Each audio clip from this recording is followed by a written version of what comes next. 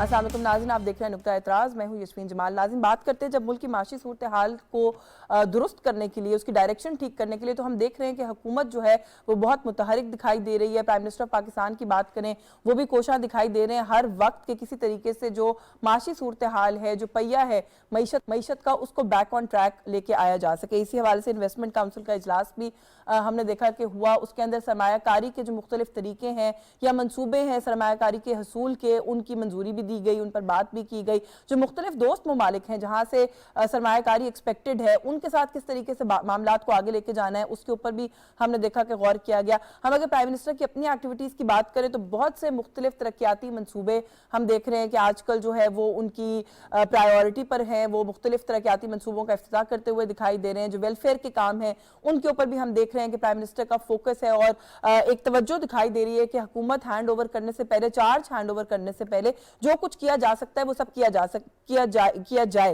लेकिन at the same time हम ये भी साथ साथ देखते हैं कि रुपए की कदर के ऊपर जो दबाव है वो भी अभी तक कुछ हद तक हम देख रहे हैं कि बरकरार है। महंगाई की शरह वो भी हम देख रहे हैं कि उसी तरीके से अभी तक बरकरार है। फिर अगर बात करें जो अभी ये रिसेंट इजाफा हुआ है बिजली के नरखों के हवाले से, उसको लेकर बहुत बात की जा रही है, तो उसको लेकर भी अब एक तशवीश पाई जाती है कि जो महंगाई की हम बात करें कि वो बहुत ज्यादा है, उसमें अब मजीद इजाफा होगा, एक आम आदमी पर जो बोझ है वो मजीद बढ़ेगा। तो ये सारे मामला जहां पर एक कोशिश है मईशत को बैक ऑन ट्रैक लाने की और साथ ही साथ ये सारे प्रेशर्स हैं, इनको कैसे बैलेंस आउट किया जाएगा, थोड़ा सा आज के इस प्रोग्राम में इस पर बात करेंगे। एट द सेम टाइम बात करेंगे कि पाकिस्तान मुस्लिम लीग नवाज की तरफ से एक कमेटी का कयाम कर दिया गया है जो कि निगरान सेटअप को निगोशिएट करने के लिए, इंतखाबात से जुड़े सभी मामला को मुख्तलिफ जो स्टेक होल्डर्स हैं उनसे बात करने के लिए जो है वो इस कमेटी को मैंडेट दिया गया है। ये कमेटी जो है उस सारे मामले को लेकर आगे चलेगी और एक्सपेक्ट किया जा रहा है कि जो मुख्तलिफ सियासी जमातें हैं उनकी तरफ से भी इसी तरह की कोई कमेटी या कुछ लोग सामने आ जाएं ताकि इन चीज़ों को निगोशिएट किया जा सके।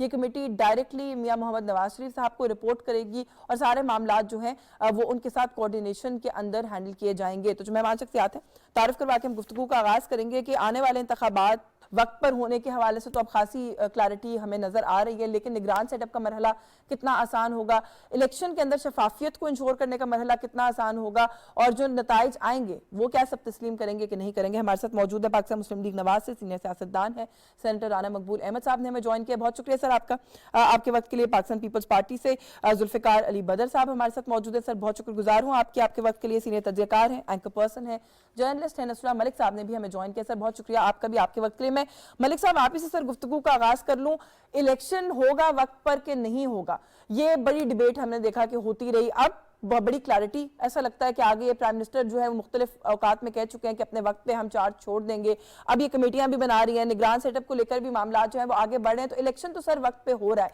ये जो कुछ मराहिल हैं ये आप समझते हैं कि ये तय पा जाएंगे खुश उसलूबी से?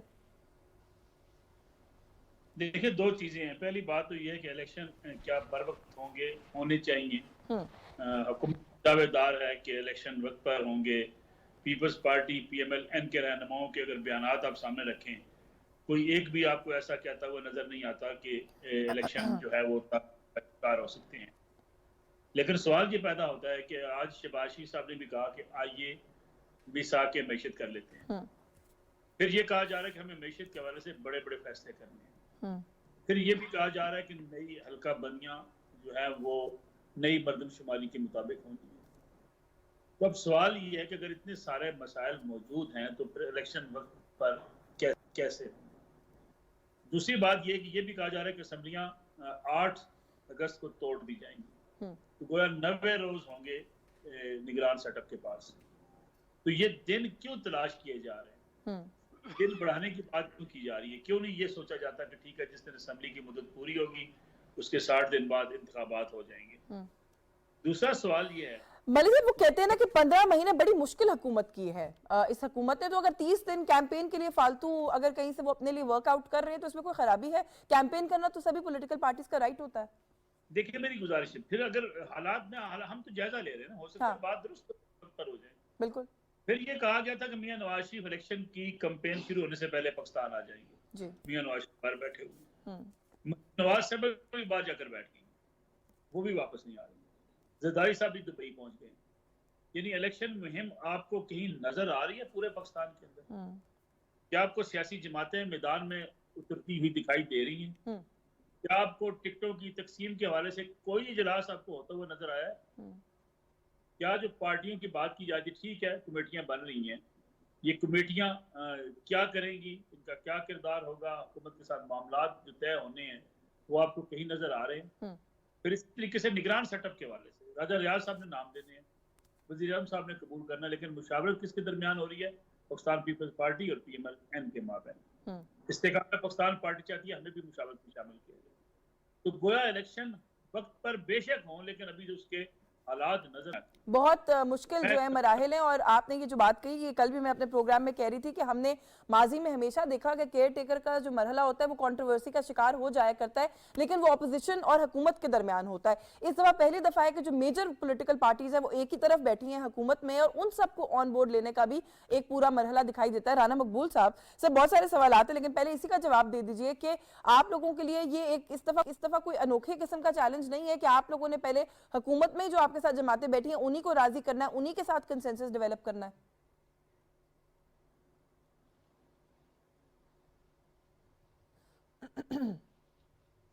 राना मकबूल साहब आप जी जी सर, बिल्कुल आपसे सर। जुल्फकार आपसे सर। राना बस को थोड़ी डिस्टर्बेंस हो रही थी कम्युनिकेशन। जी जी हाँ, आपने जो फरमाया ना जी के केयर टेकर का, उसके लिए तो नेचुरली कंसेंसस की जरूरत है। और सारी पार्टीज जो हैं इसके ऊपर बैठेंगी, और फिलहाल कुछ स्पेड वर्क तो हो चुका है, तो फिर कौन होगा केयर टेकर सेटअप में। दूसरी बात मलिक साहब ने कही है वो 60 डेज और 90 डेज की, ये दोनों ही कॉन्स्टिट्यूशनल है। उसमें कोई वायलेशन नहीं है कॉन्स्टिट्यूशन की। नहीं अनकॉन्स्टिट्यूशनल सर नहीं कह रहे हम, लेकिन हम अंडरस्टैंड तो करना चाह रहे हैं। सवाल भी हम भी उठा रहे हैं अपने प्लेटफॉर्म से कि क्यों 90 डेज के पीछे कोई मंतक अनकॉन्स्टिट्यूशनल तो डेफिनेटली नहीं है सर।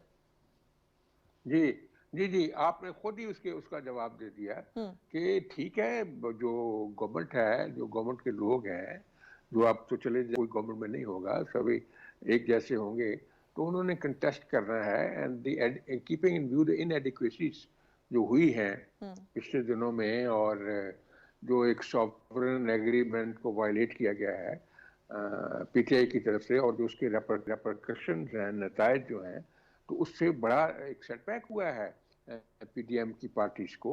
लोगों को एक्सप्लेन करना है, उनको बताना है, उनको रीजनिंग देनी है कि क्या हुआ है, और आइंदा के अपने प्लान और विजन और मैनिफेस्टो देना है। तो they as per their own wisdom वो चाहते हैं कि हमें ज्यादा वक्त मिले और 90 डेज मिले। एक वो 4 हफ्ते में क्या फर्क पड़ता है जी, इलेक्शन अगर अल्लाह करे टाइम पे होगा तो 4 हफ्ते से कुछ फर्क नहीं पड़ता। उनको कन्वेंशन कर लेने चाहिए, आउटरीच करेंगे, उन लोगों को समझाएं जाके कि ये मसाइल है, ये तो इशू है। बाकी जो बात कह रहे हैं कि मलिक साहब, इनकी गहरी नजर है, बड़े दाना आदमी हैं, कि जी वो इलेक्शन में ये जो है इरिटेंट्स पाए जाते हैं, जैसे MKM की डिमांड कर रही है कि जी नई मरदमशुमारी के मुताबिक होनी चाहिए। आपको पता उनका एक ये वर्जन भी है कि नई मरदमशुमारी के ऊपर वो मुतमिन नहीं है। वो कहते हैं हमारी नई मरदमशुमारी भी है, एग्जैक्ट नंबर के ऊपर नहीं हुई।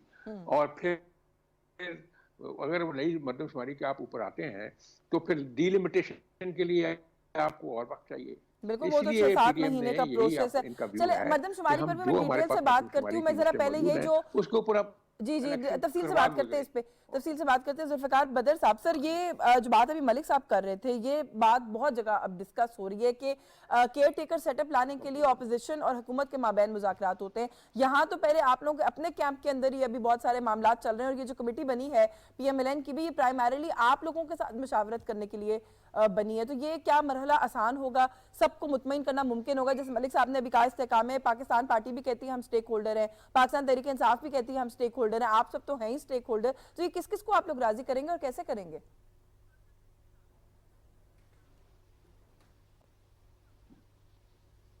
बिस्मिल्लाहिर्रहमानिर्रहीम, बहुत शुक्रिया जी, आपने अपने प्रोग्राम में बुलाया। देखिए, मलिक साहब का पर्टिनेंट क्वेश्चन है, और हम तो पाकिस्तान पीपल्स पार्टी इस मामले में ये समझती है कि जितने भी स्टेक होल्डर्स हैं, जितने भी पॉलिटिकल फोर्सेस हैं, पॉलिटिकल पार्टीज हैं, उनके हेड्स हैं, उन सबके साथ मुशावरत होनी चाहिए, सबकी आरा लेनी चाहिए, इसमें कोई बुराई नहीं है। और जो पाकिस्तान के अंदर जितनी भी आज हुकूमत में बैठी कोलिशन पार्टीज हैं, जो सारे इतने अरसे से इकट्ठे चल रही हैं, उन सब से भी मुशावरत होनी चाहिए, उनका इनपुट लेना चाहिए। और जो हुकूमत से बाहर बैठी हैं, जो क्लेम करती हैं कि जी हम भी स्टेक होल्डर हैं, उनकी भी आरा लेने में कोई हर्ज नहीं है। और पाकिस्तान पीपल्स पार्टी जो भी स्टेक होल्डर आवाज कराएगा, समझेगा कि जी हमारी भी बात सुननी चाहिए, पीपल्स पार्टी उसके बारे में ये कहेगी कि बिल्कुल उनकी आरा लेनी चाहिए। तो इसमें तो कोई ऐसा प्रॉब्लमेटिक प्रॉब्लम है ही नहीं, कि कोई इशू है ही नहीं कि जिसको हम एड्रेस मिलके ना कर सकें। इसको तो एड्रेस करना चाहिए। ये तो हो गई इंटरनल सारी एक आपस में मुशावरत। दूसरी बात रहेगी कि जब ये मुशावरत आपकी पूरी हो जाती है तो फिर between prime minister and opposition leader जो नाम इनपुट होके आएंगे, तो उन नामों के दोनों साइडों से 3-3 नाम होंगे, तो उनके मुशावरत करके उनके ऊपर शॉर्ट लिस्टिंग कर ली जाएगी। फिर जिस एक नाम पे दोनों हजरात जो हैं, प्राइम मिनिस्टर और ऑपोजिशन लीडर, एग्री करें किसी एक नाम पे, तो उसका नाम सामने आ जाएगा। तो वो जो नाम होगा, जाहिर बात है तमाम पॉलिटिकल पार्टीज की तरफ से इनपुट आई होगी, एग्री किया होगा तो आया होगा। ये नहीं हो सकता कि शॉर्ट लिस्टिंग करके ज्यादा नाम दिए जाए, 3-3 नाम ही आएंगे और 3-3 नाम। का मुझे थोड़ा सा अगर ये भी बता दें, क्योंकि एक और भी बड़ी वैलिड बात की है, हमने कल के प्रोग्राम में भी इस इशू को बहुत डिस्कस किया कि सर इस तरह का हू का आलम इलेक्शन से पहले तो अपने पूरे करियर में हमने कभी नहीं देखा। बड़ी खामोशी, पॉलिटिकल पार्टीज के कैंप्स के अंदर खामोशी, कोई कैंपेन का माहौल दिखाई नहीं देता, कोई एक्साइटमेंट नहीं है, कोई टिकट बंटने के ऊपर कोई स्पेकुलेशन नहीं है, बात ही नहीं है कोई किसी किस्म की इंतखाब के बारे में। जरदारी साहब जो है वो दुबई में है, वो क्या मुशावरत है जो दुबई में बैठ के हो रही है, लेकिन यहाँ पर इलेक्शन की तैयारी प्रैक्टिकली होती हुई नजर नहीं आ रही।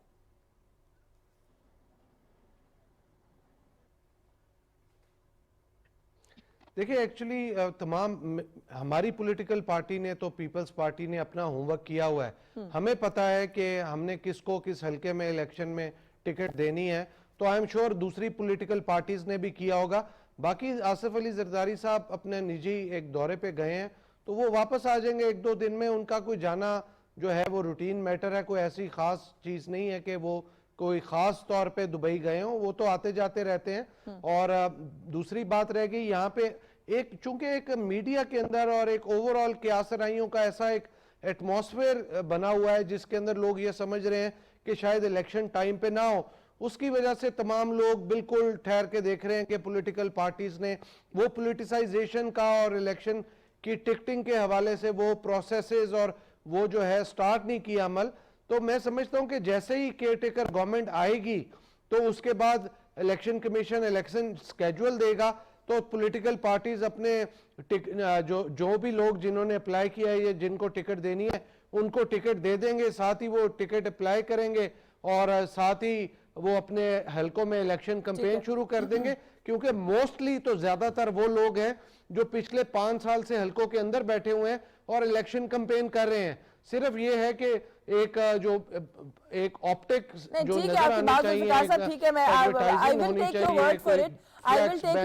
आने चाहिए, झंडे नजर आने चाहिए, वो अभी तक नजर नहीं आ रहे। इस वजह से बिल्कुल नहीं, I take your word for it, लेकिन पाकिस्तान में इलेक्शंस ऐसे नहीं हुआ करते और इस तरह से कैंपेन में हमने कभी, चाहे कितनी भी तैयारी हो, कैंपेन का अपना एक माहौल होता है जो कि इस वक्त नहीं नजर आ रहा।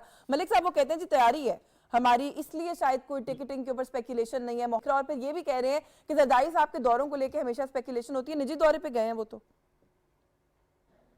देखें, राना मकबूल साहब मेरे बड़े ही काबिल एहतराम और हमारे लिए मेरे इतने एक प्रोफेशनल आदमी हैं कि जिन्होंने सारी उम्र इसी, मैं समझता हूँ कि मेरिट की बात भी की, प्रोफेशनलिज्म की बात भी की, और वो शायद सियासतदान इन टॉक शोज में भी आके आपको पता है वो बात कंस्ट्रक्टिव करते हैं जी। अली बदर साहब भी मेरे लिए बड़े काबिल एहतराम है, जंगीर बदर साहब से मेरा बड़ा अच्छा रिश्ता है जी। लेकिन दोनों मेहमानों से मेरा एक सवाल भी है कि क्या पंजाब के इलेक्शन, क्या KPK के इलेक्शन निगरान हुकूमत आने के बाद हो गए? यकीनी बात नहीं।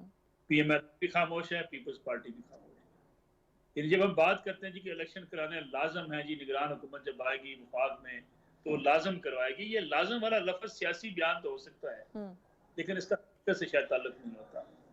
अगर निगरान सेटअप आता है जो मुझे लगता है उसका, मैं गलत कहता हूँ, मेरी फीलिंग्स गलत हो, मेरी असेसमेंट गलत हो, जिन मसाइल से हम आज 2-4 है जिसकी बात कर रहे हैं, यानी PTI के चेयरमैन को मुकदमात का सामना है, मुकदमात का फैसला होना है, उनकी लीडरशिप जेल के अंदर है, इस्तेकाम पाकिस्तान पार्टी ने नया नया जन्म लिया है। परवेज खटक साहब पीटीआई पार्लियामेंटेरियन बना चुके हैं। इस मुल्क के अंदर मर्दमशुमारी पर एतजाज उठे हुए हैं। शहबाज शरीफ साहब मिसाक मैशत की बात कर रहे हैं। मुल्क को शदीद चैलेंजेस का सामना है। देखें, आज आप इस बात को माने या ना माने, हुकूमत जरूर ये कहती रहेगी कि पिछली हुकूमतों का किया धरा है, लेकिन आज आपको IMF की शराइत मानकर 7.5 रुपए बिजली की कीमत में इजाफे करने पर वो कहना पड़ा है। यानी आप समझे कि आम आदमी के लिए कितनी मुश्किल जिंदगी होती है। इन हालात में अगर देखा जाए तो क्या यानी ये सूट करता है इलेक्शन पर पे? क्या PDM की जमातें समझती हैं कि फौरी इलेक्शन होने चाहिए? हाँ। ये जुबानी कहने की हद तक नहीं, तो वैसे आपकी फिर बातों से जो बॉटम लाइन समझ में आ रही है मलिक साहब, वो ये कि आप पर उम्मीद नहीं है, आपको नहीं लगता कि इंतखाबात वक्त पे होंगे? मुझे नहीं लगता कि इलेक्शन वक्त पर होंगे। मुझे लगता है ये, और मैं दूसरी बात, मैं तो एक बात कहता हूँ, अगरचे ये गैर आईनी बात भी है, गैर कानूनी बात भी हो सकती है, लेकिन मुल्क जिन मसाइल से दो चार है, अब इन हालात में देखिए क्या कोई पार्टी भी मुल्क के इन मसाइल से निपट सकती है? हरगिज़ नहीं निपट सकती। क्या सियासी अफरा तफरी खत्म किए बगैर मुल्क की मैशत ठीक हो सकती है? बिल्कुल ठीक नहीं हो सकती। क्या सियासी बहरान खत्म किए बगैर मुल्क किसी तरफ आगे बढ़ सकता है? नहीं बढ़ सकता। लेकिन सर इसके अंदर मैं आपकी बात इंटरप्ट कर रही हूँ, फिर इसके अंदर भी तो यही वे आउट है ना, सियासी इस्तेकाम लाने का तरीका भी तो इलेक्शन है ना। 5 साल की स्टेबल हुकूमत है। मैं कोई गुजारिश आपसे करना चाहता हूँ, 2013 से जिस हमने सियासी अदम इस्तेकाम का आगाज किया है, आज भी हमें उसका सामना, हम माने या ना माने, हमें ये गलती करनी पड़ेगी। और इस सियासी बहरान को खत्म करने के लिए पंजाब में और KPK के अंदर क्या PTI और क्या पीपल्स पार्टी आइन से हट के एक सेटअप के ऊपर उनको काबिल कबूल बनाकर नहीं बैठी हुई? तो क्या इस पे खामोशी? मैं राना साहब से इस पे कमेंट लेती हूँ, क्योंकि इसके ऊपर जब भी सवाल किया गया तो जवाब यही आता है कि इलेक्शन कराना इलेक्शन कमीशन का काम है, केयर टेकर सेटअप वहां पे लिंगर ऑन कर रहा है, उसकी इस हुकूमत के साथ क्या उसका लेना देना। राना साहब ये जो सवाल कर रहे हैं मलिक साहब के, केयर टेकर सेटअप तो सर 2 सूबों में इस वक्त है और अपनी अपनी मुद्दत जो है उसको एक्सीड कर गया है। मलिक साहब ये बात इस हद तक दुरुस्त हो सकती है कि आप लोगों का इलेक्शन कराने से प्रैक्टिकली कोई ताल्लुक नहीं है, लेकिन आप लोग कहीं कंसर्न रेस करते हुए भी नजर नहीं आए इस इशू को लेकर अभी तक? देखें जी, इसमें मलिक साहब की बात दुरुस्त है कि वो नहीं हुआ इलेक्शन 2 सूबों में और केयर टेकर सेटअप वहाँ चल रहा है।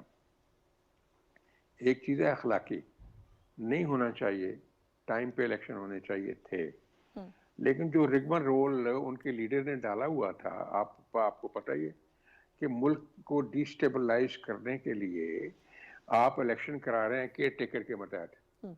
अब 2 के इलेक्शन हो गए, तो फिर जब प्रोविंसेस का कितना रोल होता है, हमारा मुल्क जो इंडिया नहीं है जिसके 35 सूबे हैं, 4 सूबे हैं ना, तो वहाँ इलेक्शन अगर हो जाता है और गवर्नमेंट बन जाती है, अब जब जनरल इलेक्शन आने हैं तो फिर दोबारा केयर टेकर लगाएंगे।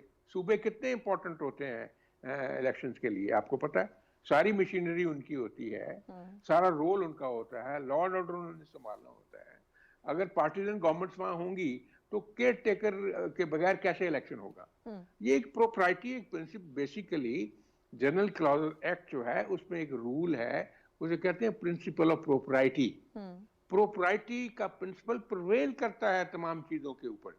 इसीलिए तो आपने देखा नहीं कि 254 जो है कॉन्स्टिट्यूशन का आर्टिकल, जिसमें लिखा हुआ है कि अगर सिचुएशन ऐसी है और जस्टिफिकेशन मौजूद है तो आप कोई काम नहीं कर सकते, तो आप इसको बाद में भी कर सकते। अच्छा चले, ये तो मैं आपको अर्ज कर रहा हूँ, ये प्रोप्राइटी के खिलाफ था कि उन्होंने एक कमोशन पैदा करने के लिए कर लिया कि जी इससे जनरल इलेक्शन अनाउंस। भाई आप जनरल इलेक्शन कैसे कराएंगे? मलिक साहब मुस्कुरा रहे हैं, उनके सवाल के जवाब, उन्होंने जो सवाल रेज किया उसके अगले हिस्से का भी जवाब फिर अगर दे दें मैं आपको एक लीगल जवाब देने नहीं आपकी नहीं, I have taken your point, और जो आप सुबह की हद तक एक्सप्लेन कर रहे हैं वो बात समझ में आती है, लेकिन मलिक साहब ये कह रहे हैं कि इस बात की क्या जिम्मेदारी है कि अब यही फॉर्मूला विफाक पे भी इंप्लीमेंट नहीं होगा और केयर टेकर आने के बाद वक्त पे इलेक्शन हो जाएगा? उसकी एक वजह है, उसकी एक वजह और भी है जो प्रैक्टिकल वजह है कि ये जितनी गवर्नमेंट में लोग हैं ये सारे गवर्नमेंट से बाहर होंगे।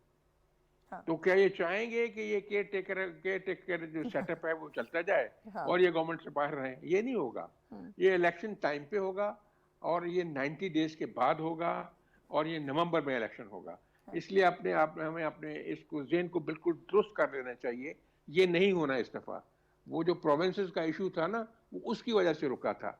और आपको याद है कि जहाँ तक रोल है हमारे सुप्रीम कोर्ट का, तो आपको याद होगा वो रीमा उमर का जो एनालिसिस था कि 17 केसेस थे, मशहूर 3 केसेस उन्हीं 3 जजेस के पास आए।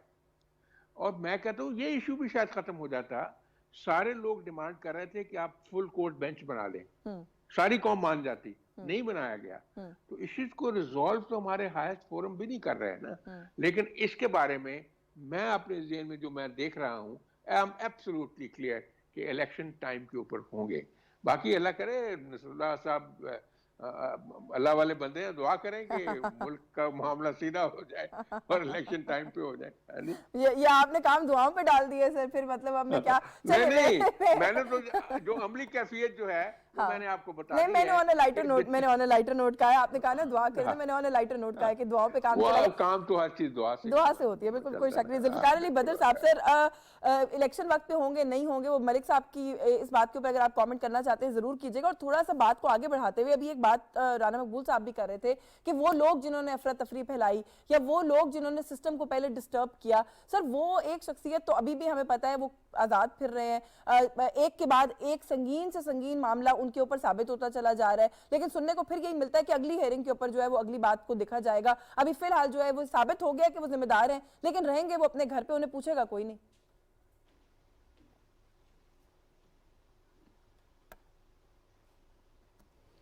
देखिए मलिक साहब बड़े काबिल एहतराम है, इनका जो सवाल है या जो इनका एनालिसिस है वो बिल्कुल ठीक है अपनी जगह पे। मैं तो सिर्फ अपने हवाले से बात करूंगा कि पाकिस्तान पीपल्स पार्टी की जो लीडरशिप है, बिलावल भुट्टो जरदारी साहब, वो पहले दिन से एक बात कर रहे हैं कि इलेक्शन वक्त पे होना चाहिए, ना वक्त से पहले होना चाहिए ना वक्त के बाद। आज भी हम यही डिमांड करते हैं कि इलेक्शन, ये जो असम्बलियाँ हैं अपनी आइनी मुद्दत पूरी करें और 60 दिन में इलेक्शन करवाएं। तो अगर उसमें बाकी लोगों से मुशावरत करके अगर वो समझते हैं कि असम्बलियाँ तोड़ के वो 90 दिन में करवाना चाहते हैं, तो अगर उसके ऊपर सारे बैठ के मामलात को तय कर लेंगे तो इसके ऊपर भी सोचा जा सकता है। बट हमारी डिमांड यही है कि आईनी मुद्दत पूरी करें। और जहां तक रह गई बात पंजाब या केपी के हवाले से, तो वो पाकिस्तान पीपल्स पार्टी ने तो अपना होमवर्क पूरा करके टिकटें दे के कैंडिडेट्स तैयार करके इलेक्शन कैंपेन स्टार्ट कर दी थी। तो मैटर तो चला गया कोर्ट में, सुप्रीम कोर्ट ने क्यों नहीं 90 डेज के अंदर आगे इंप्लीमेंटेशन कराई, क्यों डेट नहीं दी उस केस के अंदर जो कि आप आज भी सब जुडिस है। तो अगर उसके अंदर डेट दे देते, इलेक्शन हो जाता, तो पीपल्स पार्टी को, तो मैं समझता हूं बाकी पॉलिटिकल पार्टीज को भी इलेक्शन लड़ना ही था, तो किसी को कोई इतराज नहीं होना था। हाँ, अब बात रह गई कि अब उसी ग्राउंड के ऊपर जैसे ये सेनेटर ऑनरेबल सेनेटर राणा साहब ने बात की है कि जब ये लोग गवर्नमेंट से बाहर होंगे तो कोई नहीं चाहेगा कि इलेक्शन ना हो। तो मैं समझता हूं कि इलेक्शन 60 दिन में हो या 90 दिन में हो, तो उसके बाद इलेक्शन होना ही होना है। कॉज तमाम political party, stakeholders, political parties के हेड्स का प्रेशर होगा इलेक्शन करवाने पे। कॉज इलेक्शन वक्त पे होगा तो इस मुल्क के मसाइल हल होंगे, क्योंकि ये जो केयर टेकर गवर्नमेंट है ये day to day affair handle कर सकती है।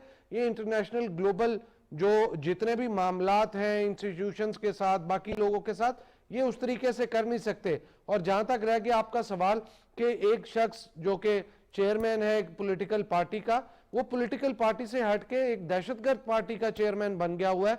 और जो उसने आज तक मामलात किए हैं, चाहे वो फॉरेन फंडिंग केस हो 2014 से लेके आज तक, या उसके बाद अलकादे ट्रस्ट हो, या उसके बाद तोशा खाना हो, या अब 9 मई का केस हो, या जितने भी केसेस हैं, इन तमाम केसेस का मैटर जो है वो कोर्ट के अंदर मैटर सब जुडिस है, ट्रायल चल रहा है।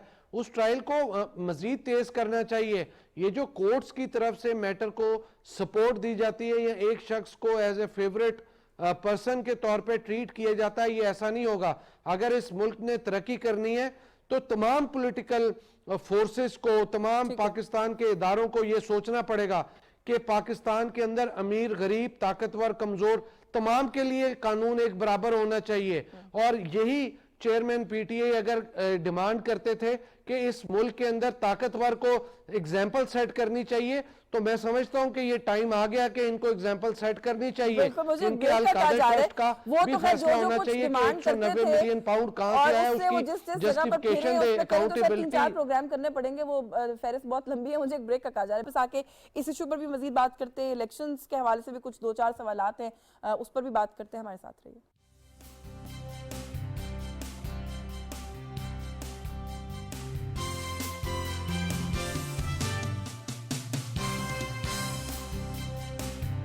जी वेलकम बैक नाज़रीन। ब्रेक पे जाने से पहले हम बात करें आने वाले इंतखाबात, उनकी तैयारियों के हवाले से।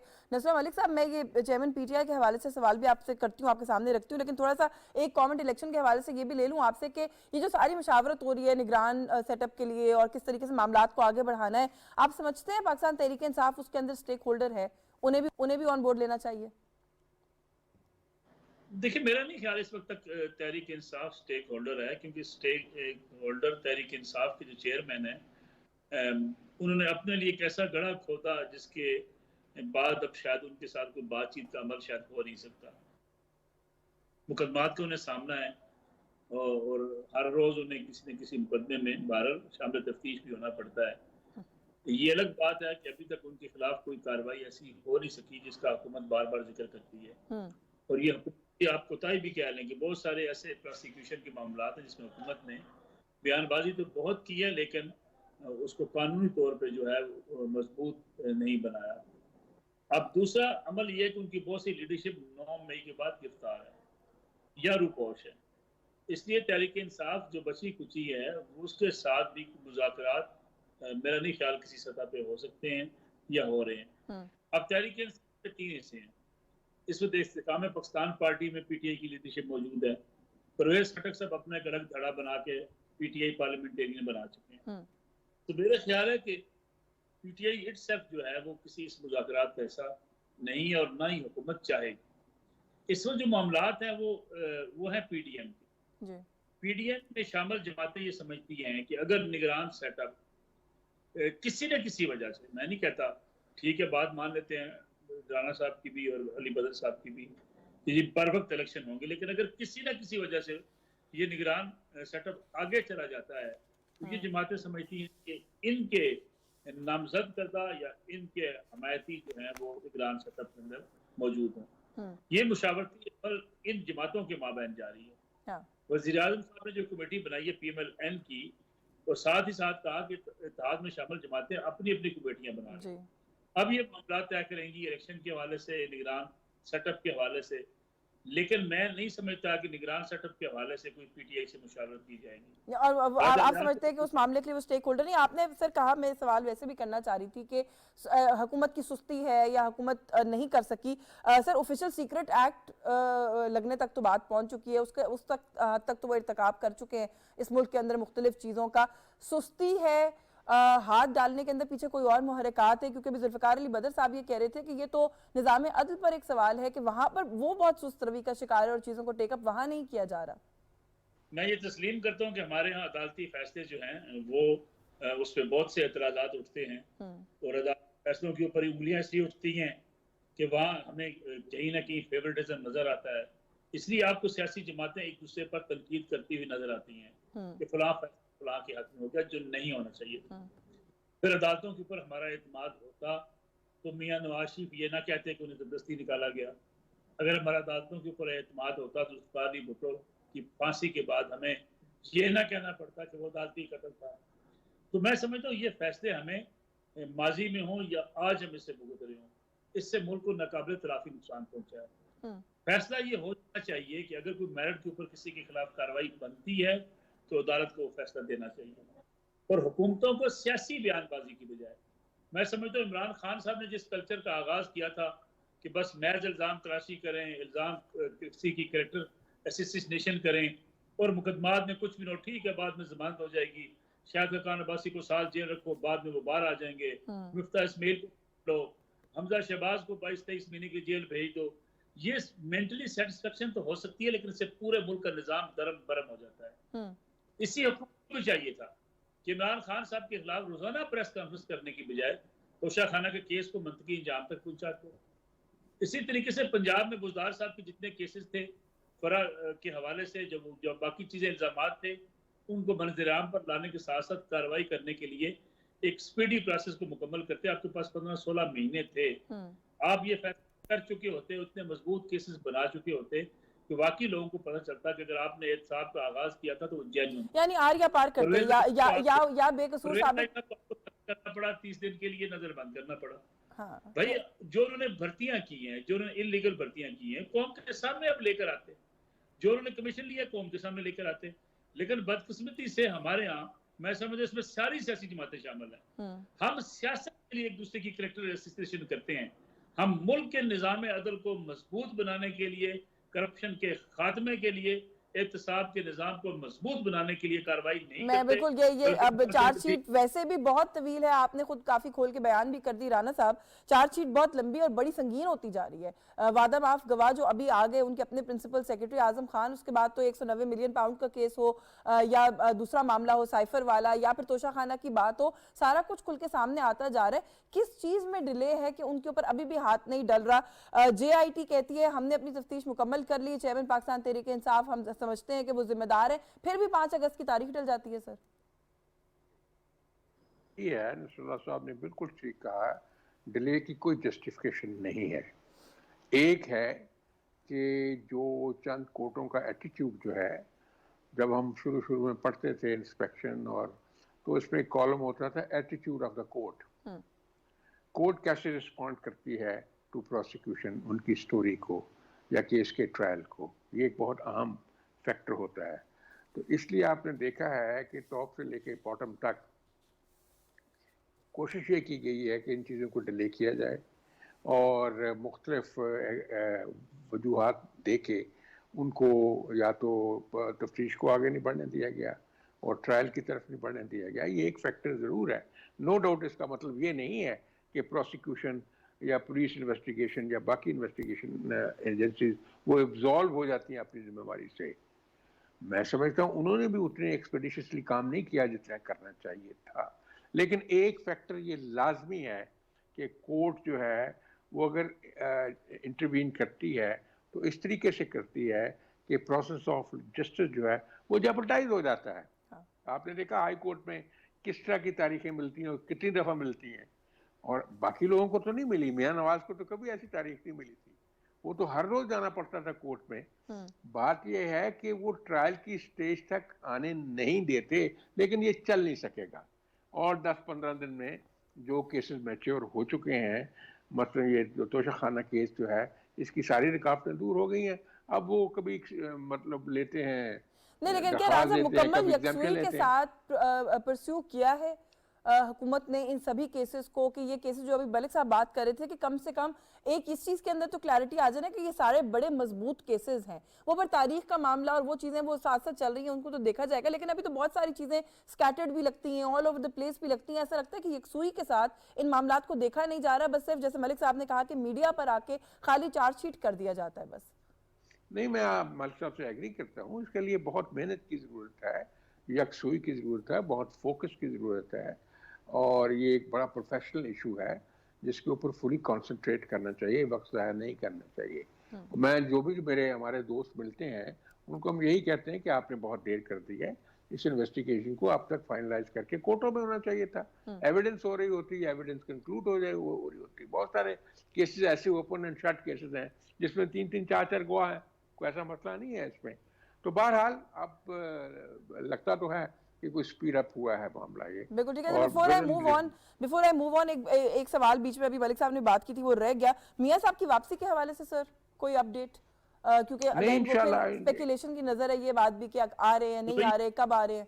बिल्कुल पॉजिटिवली आ रहे हैं इंशाल्लाह, और पॉजिटिवली पार्टिसिपेट कर रहे हैं। बहुत सारे लोग बहुत सारी तनकीदें निकालते हैं। उनका जो एक केस जो है, जो वो अपील जिसकी है, जिसमें मरीम नवाज एक्विट हो गई है, वो हम सब लोगों ने उसको देखा, उनकी जजमेंट भी पढ़ी है। उस केस में कोई सब्सटेंस नहीं है, बल्कि मेरे सामने मैं उस दिन बैठा हुआ था कोर्ट में, जब chief justice Islamabad high court ने और दूसरों ने ये ऑब्जर्व किया था, भाई उनके खिलाफ भी तो कोई चीज़ ही ना बन रही, मरीम नवाज के खिलाफ नहीं है। तो इंशाल्लाह, बल्कि अगर आप वो जजमेंट पढ़ें, रसूलुल्लाह मलिक साहब ने जरूर पढ़ी होगी, जुल्फिकार बदर साहब भी पढ़े लिखे आदमी हैं, तो वो उन्होंने 172 पेज जो है, जो बशीर ने जजमेंट लिखी है, जज बशीर ने 172 पेज और पैरा नंबर 2, वो लिखते हैं कि मेरे पास जो है मियां नवाज शरीफ और मरियम नवाज के खिलाफ कोई इनक्रिमिनेटिंग एविडेंस नहीं आई जिससे ये इस्टेब्लिश हो कि they are guilty of corruption and corrupt practice in ये इवन फील्ड केस में। चूंकि एविडेंस नहीं है, हेंस आई एक्विट देम। उन्होंने पैरा नंबर 2 पेज 170 उनको क्विट किया है।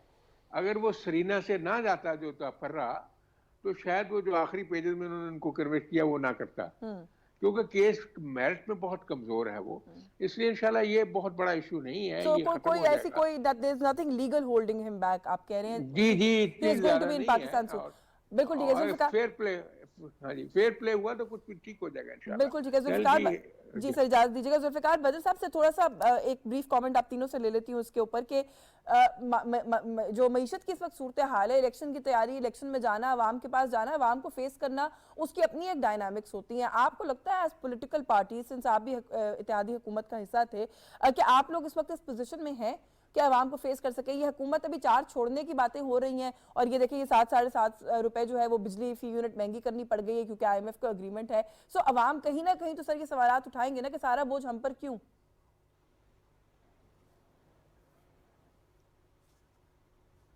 जी, इनसे आपने पूछा। बिल्कुल मुईशत की बात है। मैं इससे पहले एक कमेंट करना चाहूंगा जो पीछे टॉपिक चल रहा था कि कोर्ट्स के अंदर अगर आप देखें, कोर्ट्स के अंदर अगर आप देखें तो यूजुअली होता ही है कि कोर्ट्स के अंदर जब कोई शख्स शामिल तफ्तीश ना हो रहा हो, इन्वेस्टिगेशन ज्वाइन ना कर रहा हो, तो उसको कोर्ट 1 या 2 या मैक्सिमम 3-4 मौके देती है, फिर कहती है यहाँ पे देखिए चेयरमैन PTI के ऊपर इतने केसेस हैं, वो शामिल तफ्तीश ही नहीं हो रहे, और उनको हाई कोर्ट या ऑनरेबल जो जजेस हैं वो पुलिस वाले इन्वेस्टिगेशन अफसर को कहते हैं आप उनके घर जाके उनको शामिल तफ्तीश कर दें। जब एक शख्स इन्वेस्टिगेशन ज्वाइन ही नहीं करेगा तो उसका कैसे इन्वेस्टिगेशन कंक्लूड होगी, कैसे ट्रायल शुरू होगा? तो ये मैं समझता हूं कि कोर्ट्स के ऑनरेबल जजेस को चाहिए इसके ऊपर, they have to put their foot down, कि इसके ऊपर कानून को एक बराबरी की सतह पे लेके आए कि merit and justice should prevail, these are the courts of law not the court of justice, कि अब जो लॉ है उसको वो देखें। और दूसरी चीज जो मईशत की है, ये जो बिजली बढ़ी है, मैं समझता हूँ बहुत ज्यादती वाला मामला है। गरीब आदमी, हमारे जैसे लोग पिस के रह गए हैं और घरों के अंदर बड़ी प्रॉब्लम्स हैं। जब ये बिजली के बिल आते हैं तो हमारे हम जैसे लोग जो हैं वो तंग हैं। लेकिन ये जो IMF की शराइत है, इस पे कोई भी कुछ कर नहीं सकता। ये IMF की शराइत, अगर ये IMF की शराइत ना माने और ये बिजली महंगी ना करें, IMF ने आपको पैसे नहीं देने थे, मुल्क ने डिफॉल्ट में चले जाना था। So we will have to face the music. General public ने जो है ये मुश्किलात को फेस करना है, बेयर करना है। यहाँ पे 2-3 स्टेप्स लेने की जरूरत है। एक तो जो फॉरेन एक्सचेंज है, फॉरेन एक्सचेंज की जो स्मगलिंग है उसको रोकने की जरूरत है। दूसरा, यहाँ पे जो लोग बिजली चोरी, गैस चोरी कर रहे हैं उनके ऊपर सख्त एक्शन लेने की जरूरत है, ताकि गरीब आदमी को तो रिलीफ मिले। जो चोरी कर रहा है वो मजे कर रहा है, जो गरीब आदमी पे कर रहा है उसके ऊपर मजीद टैक्सेस लगा दिए जाते हैं मजीद। और पॉलिटिकल पार्टीज जब इलेक्शन में जाएंगी उनको मुश्किलात का सामना करना पड़ेगा, लोगों के सवाल होंगे, मुश्किल सवाल होंगे। क्योंकि महंगाई के हवाले से, मईशत के हवाले से जब आम अवाम जो पिस रहे हैं इस महंगाई के लिए, तो ये इलेक्शन आसान इलेक्शन नहीं होगा, बड़ा चैलेंजिंग इलेक्शन है और आपको अवाम को सेटिस्फाई करना मुश्किल होगा। लेकिन तमाम पॉलिटिकल पार्टीज ने अपना अपना एजेंडा लेके जाना है। बिल्कुल सर, इजाजत दे, वक्त मेरे पास बहुत महदूद है। मलिक साहब से जरा इस पे कमेंट ले लूं। सर, IMF के साथ माजी में एक हुकूमत जाती है, एग्रीमेंट करती है, सख्त शराइत के ऊपर उनसे एग्रीमेंट कर लेती है, उसके बाद उसको खुद ही वायलेट करती है टू एन एक्सटेंड कि पाकिस्तान की क्रेडिबिलिटी पूरी दुनिया में उसके ऊपर एक सवालिया निशान आ जाता है।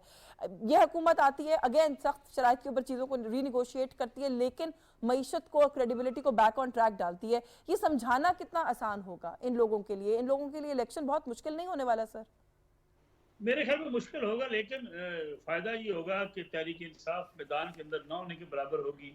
एक खुला मैदान होगा जिसमें PMLN के लिए, पंजाब पीपल्स पार्टी के लिए सिंध बड़ा आसान होगा।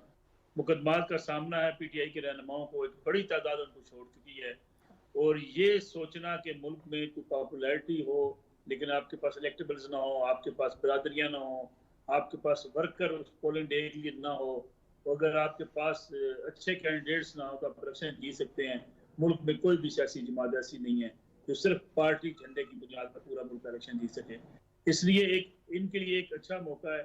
अलबत्ता दूसरी बात जो आपने मैशत की बात की, माजी की हुकूमत PTI प्लंडर अगर कर गई थी तो मौजूदा हुकूमत ने अगर संभालने की कोशिश की है, लेकिन आपको मुश्किल फैसले ये नहीं करने कि आप आवाम के ऊपर बोझ डालते जाए। आपको मुश्किल फैसला करना है कि लाहौर की एक अकबरी मंडी में बैठने वाला ताजर जो रोजाना करोड़ पे कमाता है, किसी क्लॉथ मार्केट में बैठा हुआ आदमी जो रोजाना करोड़ 2 करोड़ रुपए की नेट सेल करके उठता है, अरबों करोड़ों अरबों रुपए की उसके सासे हैं, इस्लामाबाद में उसके पास 50-50 करोड़ रुपए का घर है, टैक्स वो 2000 रुपए देता है, टैक्स मैं देता हूँ, ये आप देती जिनकी तनख्वाह से काट लिया जाता है। बिल्कुल ऐसा ही है। तो ये मुल्क के अंदर जब अब तक आप टैक्स तमाम लोगों के ऊपर टैक्स नहीं लगाएंगे, आप बेकारियों की तरह मांगते रहेंगे, कभी आप बिजली महंगी करेंगे, कभी आप IMF के पास जाएंगे, और जब तक ये बिल नहीं होगी कि हमारे वोट जाते हैं तो जाएं, हम इंक्रोचमेंट खत्म कर देंगे, हम जाली सिगरेटें नहीं बनने देंगे, हम पूरे बहुत सारे काम है जो करने वाले हैं। मेरे पास वक्त बिल्कुल खत्म हो गया है, मुझे आपको इंटरप्ट करना पड़ेगा, लेकिन आप दुरुस्त कह रहे हैं कि मुश्किल फैसले इस पॉइंट पर तो शायद ये वाले भी करने थे, इनके बगैर वे आउट नहीं था अगर हमें चीजों को वापस ट्रैक पे लाना था। But at the same time हमें अपनी टैक्स बेस एक्सपैंड करने की जरूरत है, हमें मईशत को डॉक्यूमेंट करने की जरूरत है, हमें प्रोग्रेसिव टैक्सेशन की तरफ जाने की जरूरत है। ये सारे वो स्ट्रक्चरल रिफॉर्म्स हैं। हमें स्टेट ओन एंटरप्राइजेस उसको लेके वैसे हुकूमत ने कुछ थोड़ा सा एक क्या उसको कहते हैं, एक स्टार्ट कर दिया है मामले को, इंजन को स्टार्ट कर दिया, बट हमें उन पर तवज्जो देने की जरूरत है। जब तक ये सब कुछ नहीं होगा तब तक ये हम कहते रहेंगे कि हम शॉर्ट टर्म फायर फाइटिंग के लिए मुश्किल फैसले करते हैं और उसका बोझ अवाम पे चला जाता है। वक्त होता तो मैं मजीद जरूर बात करती। बहुत शुक्रिया आपका सेंटर राना मकबूल अहमद साहब, जुल्फिकार अली बदर साहब, बहुत शुक्रिया सर आपका। नसर मलिक साहब गुजार हैं, आपने प्रोग्राम में वक्त दिया। व्यूअर्स, प्रोग्राम नुक्ता इतराज से आज के लिए बस यही कुछ। यशवीन जमाल को इजाजत दीजिए, अल्लाह हाफिज।